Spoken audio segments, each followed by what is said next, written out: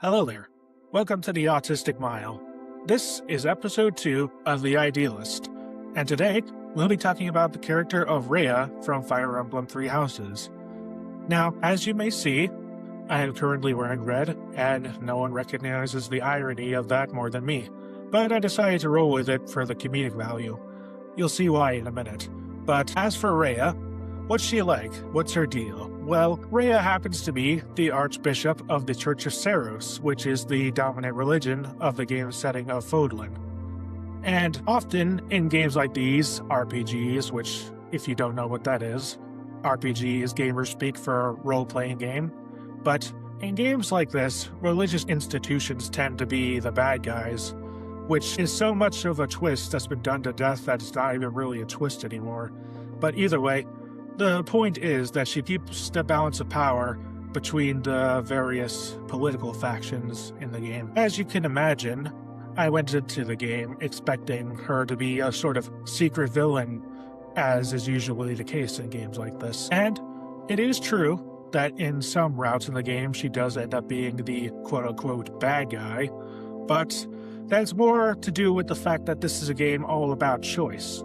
You could choose who to side with, and depending on who you side with, some people will be good guys, some will be bad guys, not in a way that changes what any of the characters are like, but more putting them in different scenarios. And as for Rhea, she's surprisingly got a rather bad reputation among even the fan base itself. A lot of analysis videos made about her putting themselves off as impartial, but at the same time you could tell by accusatory thumbnails or the way that they frame the argument that the person talking has already pretty much made up their mind that they don't like her. However, in terms of my opinion of her, I actually liked her quite a bit.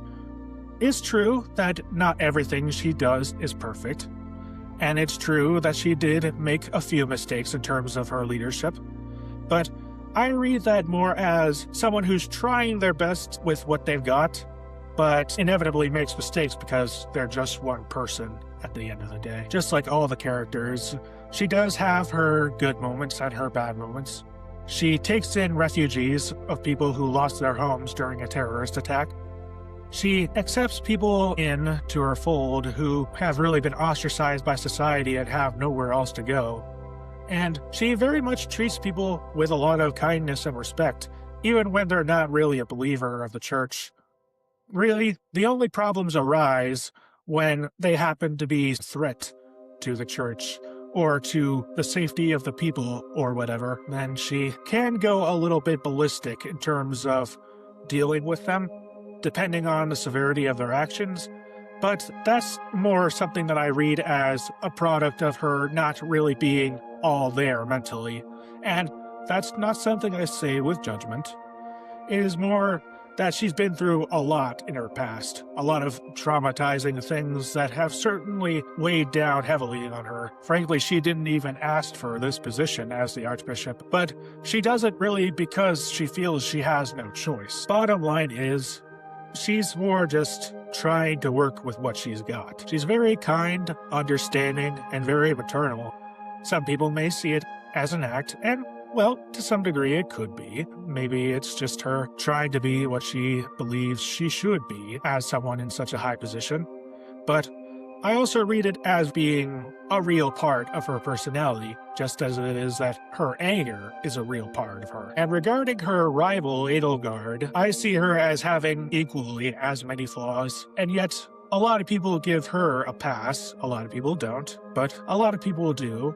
And that's because she's the poster girl in the game, and because it's easy to sympathize with her because she's always front and center, always put in a favorable light in the route where you side with her. And a lot of people are already devoted to her more or less because they've been forced to defend their opinion against people who don't quite feel the same on opposite sides. As for my take on her, I will say up front that I am not impartial in any of this. My opinion of her does not reflect what autistic people may think of her or people like her. But I, for one, have not quite been a fan of her, really.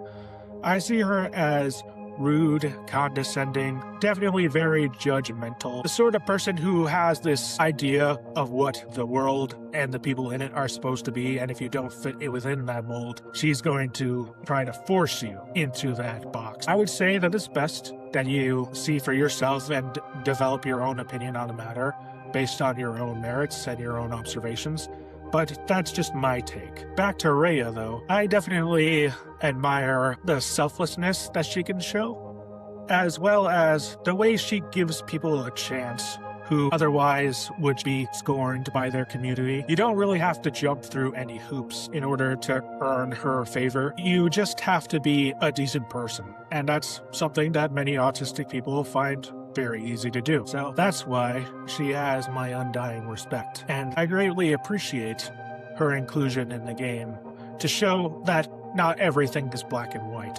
And that is another thing that I love about the game, is that it shows people are a lot more than what they seem to be on the surface, for better or for worse.